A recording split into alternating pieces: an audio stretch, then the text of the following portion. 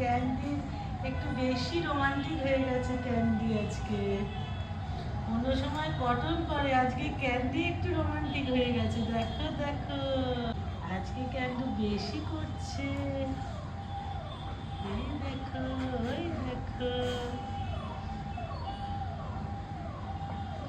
ওই বাবা, ওই বাবালি, ওলে বাবালি, ওলে বাবালি।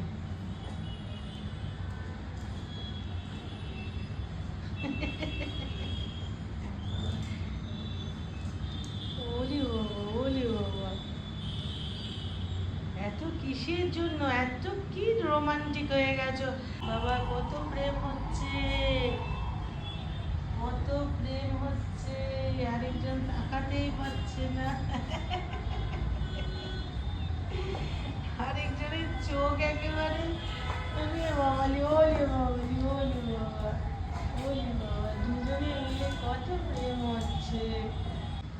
ওদের ভাত, চিকেন সব কিছু খাওয়া হয়ে গেছে, দুপুরের লাঞ্চ হয়ে গেছে। এখন দুজনে ঘোরাঘুরি খাচ্ছে। একজন তো আর তাকাতেই পারছে না, একজন তো একেবারে মানে শুয়ে পড়েছে। আর আজকে ক্যান্ডি আবার ওদের বাবা কি করে, কত প্রেম দুজনের বাবু। এখন পেটে ভাত পড়লে যা হয় আর কি, আবার গরমকালে তো এখন কর্তামশাই একেবারে আর মানে তাকাতেই পাচ্ছে না। হ্যাঁ হ্যাঁ, ঠিক আছে, তুমিও শুয়ে পড়ো। হ্যাঁ হ্যাঁ, শুয়ে পড়ো।